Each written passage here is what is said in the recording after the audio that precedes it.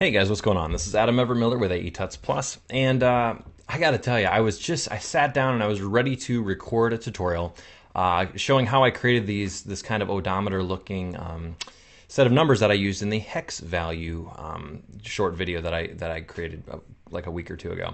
And so I was about to record it and show you, and I actually did one pass, and then I thought, I wonder if anybody else has even tried this in the past. And then I discover my main man, Aaron Rabinowitz, he totally already did this. And he actually did a better job than I was about to do. So I'm going to save your time. And I'm just going to, there's a link below. Go ahead and check this out. I actually sat here and I watched this and I was just like, crap, this is, wow. I should have just watched the tutorial in the first place instead of figuring it out. But it meant a little bit more that I figured it out. So all I'm going to show you today, because he did a little bit of different thing. He used offset rather than a motion tile is what I had used to shift the numbers. But essentially, it's the same tutorial. So go watch it over there. But I am going to show you how I created kind of this fun little encasing, which looks a little bit nicer than any of the ones in his example. So that's pretty much all I got going for me. So what we're gonna do is I'm just gonna basically just dissect. Well, I'll start from where his would have kind of left off.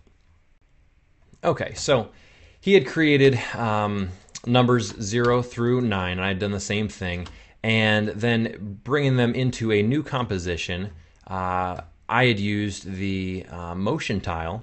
So then I could link the Y value to an expression slider, excuse me, which would allow me to then rotate. Well, actually, this one I used an angle control, but basically then you can rotate and animate these guys individually. Well, the next step was to make it look legit 3D. And so what I did is create a new adjustment layer,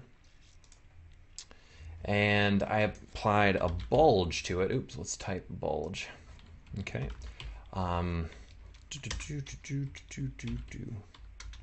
Do I not know how to spell bulge? Bulge. Bulge. There it is. Wow. I don't know why I thought there's a D in there. All right. And then from there, what we can do is let's start it at the very, very beginning. And let's actually grab each one of these controllers and reset it back at 0. Do the same thing for here. Reset. We want to bring each one back to 0. Okay. Cool. Now, grabbing this bulge layer, we can slide the edges out and bring it right down. 0 is what we're focusing on. Obviously, this is going to be a little bit too much, but you can adjust the radius, the vertical and horizontal. And so I'm going to make it really wide, and then I'm going to knock down the height considerably. But just give it a little bit of a nice rounded edge there. Let's pop it right in the middle of the 0. Okay, maybe, yeah, 0.3, 0.4. 0.3 looks better. Okay, 0.3. So now that we've done that, we want to, it still doesn't look good, it just looks like bulbous strips. Let's create another adjustment layer, new adjustment layer. And this one we're going to apply fill. Not your friend fill, but the color, the plugin fill. And we'll make this black. And I'm going to take it off for a brief moment, and I'm just going to create a quick mask with this selected. You can just use the 2 strips here. Let's just create a quick mask right there. Then as we turn this on, what we want to do is we want to invert the mask, so we'll subtract it. And then we could actually grab these guys, bring them down a little bit. Okay, then we want to take the feather, hitting F. We want to feather a little bit, just to give it some natural shading. And that's looking pretty good. Okay, now to create this thing, I'll just kind of start from scratch. All right, so we have it. I quick applied a mask to the whole comp so that if I turn it off, you can see I've just masked this, and I had shaded a little bit more, but basically mask it just there so that and we're going to give it a slight feather. So as you can see here, let me just create a new white solid.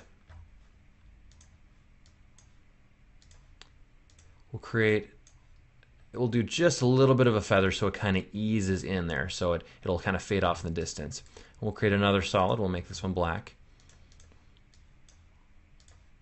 Okay, and then we will take and do a rounded, lowering the opacity a little bit, kind of a rounded mask. Let's hold shift. And something I just realized due to one of Rich's posts that Chris and Trish Meyer did about creating motion graphics. If you, while holding down this, you can do the up and down arrow, and that'll determine how round your edges are. Super cool. Always learning good new stuff. So we'll go ahead and make it decently round, not crazy round. We'll go right there with it, and then we'll go ahead and just grab these points and we'll bring them in a little bit. All right. And then bringing the opacity back up to 100, we want to drag that below. Okay. Oops, not below everything, just below that. So we have, it kind of looks like it's coming out at you. The last thing that I'm going to do to just to give it to another element of 3D is I'm going to create another solid, make it black, and this is just going to be our shadow. Pretty much everything, whenever you're doing any sort of graphical element, or you're starting from scratch, you have to apply a gradient. And that was not something that I always made a priority, but if you think about it, everything in life you're able to see as a result of a light. Well, every light has a source, and everything is either closer or farther away from the source. So essentially, like everything since our birth, everything we've ever seen has, in real life, has some element of a gradient. So the more that you can shift, the more that you can take, and that's why we like vignettes. Like right now, this is just plain white. If we create, I'll just do one more black solid here. You know, that's why we like to grab, to have just a little bit of a vignette on everything that we do, because it makes it feel more natural. And we'll knock it down to 35, because light is never that solid all the time. There's always going to be darker spots and brighter spots.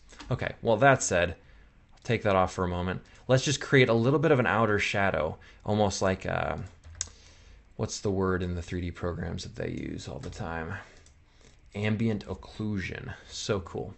All right, so I'll just grab another quick mask here, and I'll just draw this guy right there. And this is just, we're barely even going to see it, but what it's going to do is just add a little bit, just a little bit of depth. Okay, so we'll darken it, just give it a little bit more, and then we'll maybe bring each one out just a little bit. Okay. You're going to notice a big difference in your output if you start to pay attention to details, these little sort of details here. It's just going to add just that extra little bit of shadow, and we can even knock it down just a bit more. I'll make it maybe 40. All right. Well, that's it. I don't even need to go through the strips and animating, because that will be done in the other tutorial. But as far as getting this exact specific end result, if you want, you can have it be letters or numbers or whatever you want. But to get this specific, more 3D rounded looking odometer, this is how I did it. So there you go. Have a good one, guys.